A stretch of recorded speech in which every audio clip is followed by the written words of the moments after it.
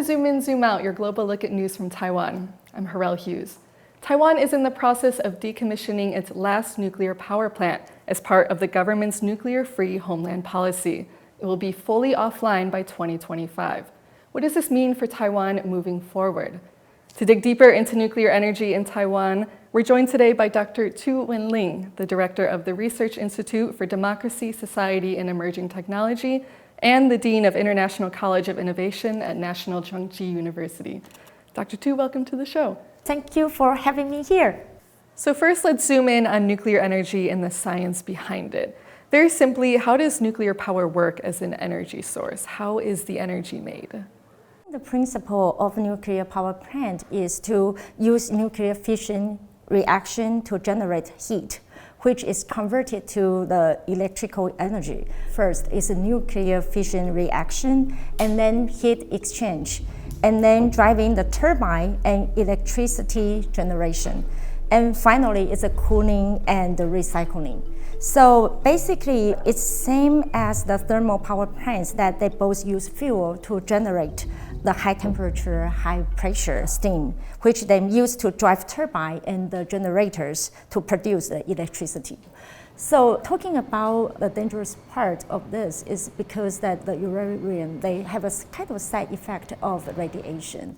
And are there any additional costs we should consider in terms of this? The operation side is not only for the power generation. You still need to consider the nuclear waste storage. And in Taiwan, that takes a long time to make that which site will be appropriate for the nuclear waste. The problem is that because it's often storage, the Kansas site is often in the indigenous territory, traditional territory, so it's making it harder. Would you say that the indigenous areas are fully aware of that there is nuclear waste in the area? Okay, so far we only have one low-level radioactive waste site, which is in Lanyu, the Oki Island. It's also within the indigenous community. So people there are aware of the nuclear waste because they also receive the compensation from Taipower. The government officially offered the apology to the Lanyu people because at the beginning they told the local it's a fish can factory instead of the nuclear waste storage. And then, over the years, of course, people realize it's not a fish can factory, it's a nuclear waste factory storage site.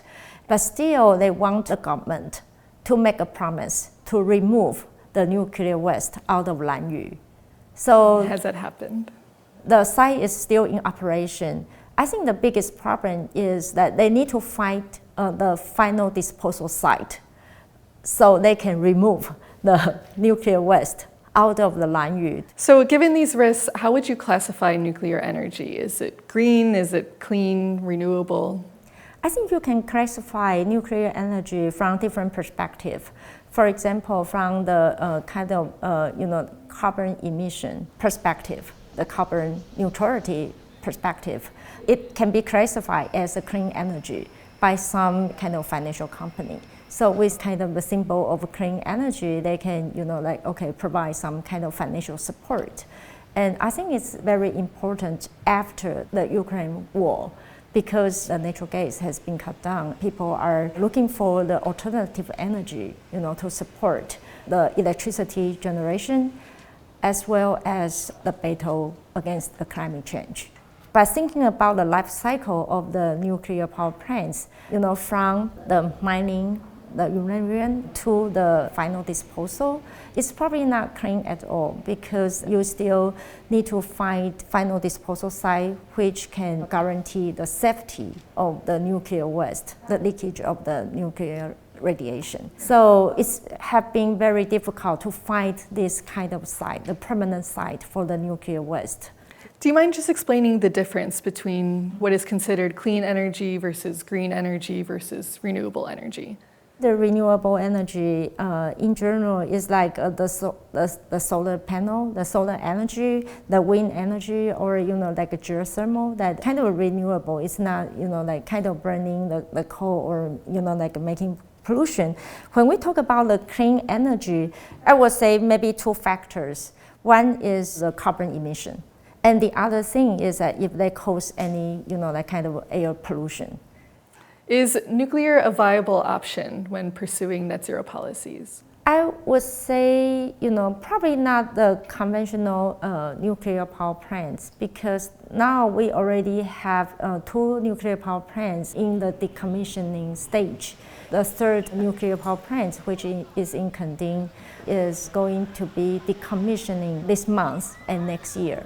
So I would say if that's the policy, we probably need to think about, if we have the same amount of money, should we put in the, kind of renewable energy, that which probably would be more sustainable or more kind of beneficial to Taiwan, or should we, keep on, conventional nuclear power plants? Yeah, so I think that's the choice that we need to make. Okay, so now that we have the facts, we want to move on to how nuclear power is received by people in Taiwanese society. We'll be back with Dr. Tu in the studio in a moment, but first let's see how people in Taiwan view nuclear power. 照工业上来说啊，那核电还是要用啊，只是水温比较高而已。排出来的水，他们都有经过检测过哈，是没有问题的。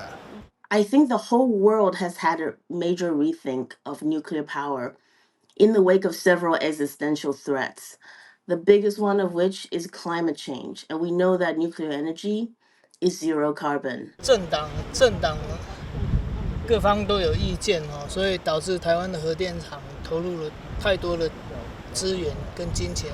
但一直都没有完成。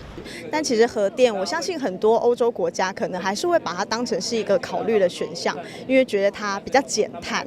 但是其实对台湾来讲，它可能不一定是一个很适合的选项，因为台湾就像我刚刚讲，它在一个地震带上。我觉得真的无所谓，因为其实现在很多东西，其实你说对人体有害的东西，其实真的太多了。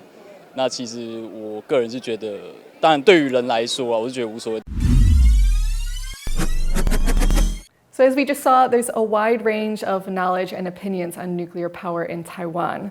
So back to our conversation with Dr. Tu, let's zoom out and talk about how Taiwanese society stands on nuclear. In your opinion, how do people view nuclear energy here? Okay, I think it really depends on what kind of information they receive, and and when there's a kind of big events such as Fukushima incident or Chernobyl, of course, people will be much aware, what kind of consequence the nuclear power may bring. There's another narrative, will be provided that nuclear power is a kind of a stable energy, provide the power abundance. So I think that there's always a different kind of public opinion or public perception on the nuclear power. Why is nuclear so controversial and polarized in Taiwan? There's a kind of long time anti-nuclear power, anti-nuclear movement. But it's also supported by the democratic movement of Taiwan, because at that time it's been the time lifting of martial law, and people can express their concern. And the second one is the nuclear waste siting issue, because as I say, Taiwan is a very small country with a density of the people and a lot of earthquake, of course.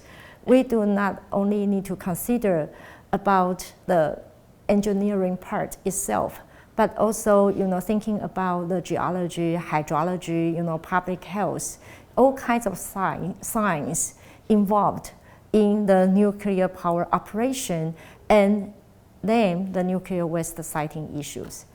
And I know this summer there have been several power outages on Xiaoliocho and in other areas of Taiwan. So do you expect public opinion to change on nuclear power because of that?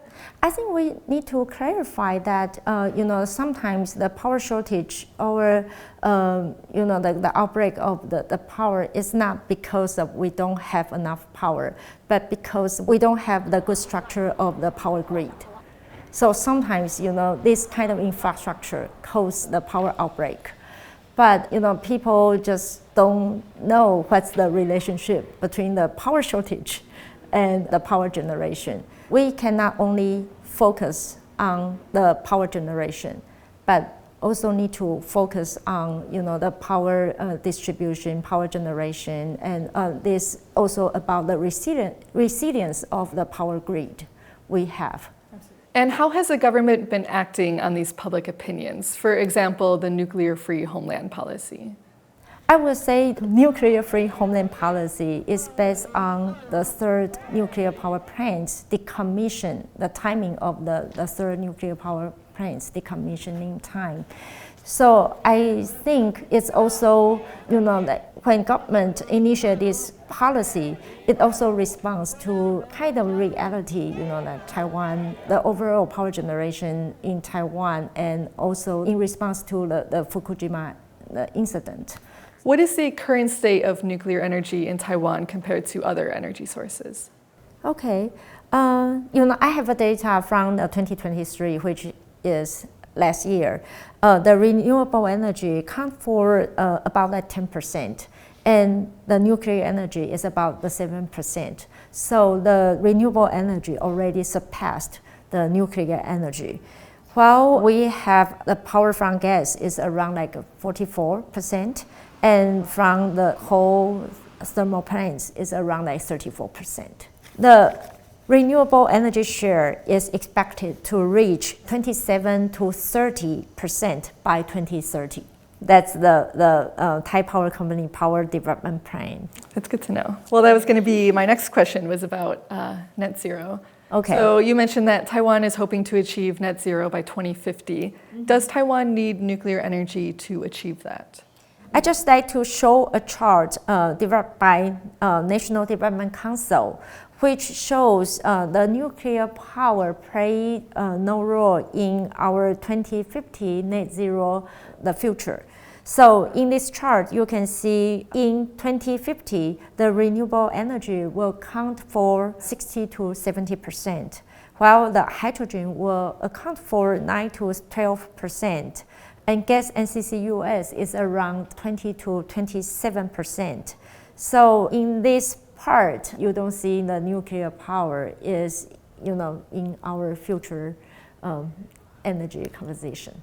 And can that change at all? Of course, that everything may change. And also, that when we talk about the nuclear power in general, we were thinking about conventional nuclear power plant, which Taiwan has. But now a lot of people, talking about the kind of new generation of nuclear power. For example, in South Korea, they already have that kind of industry. That kind of very proud and confident in exporting those kind of technology to the other countries. Taiwan does not have that kind of industrial base, to export. So we can only import the nuclear power plants or nuclear energy, to the island. So we probably can think about, what is the comparative advantage for Taiwan. For example, the wind power, which we already, built up the supply chain, have a kind of a stronger supply chain in Taiwan. And probably we can, use our, advantage, industrial advantage to advance the certain type of technology for our energy generation. I just want to say thank you so much for joining us today. It was really great to hear your thoughts on the show. And thank you for having me here again. This has been Zoom In, Zoom Out. For more stories from TaiwanPlus, follow us on social media. Thank you and see you next time.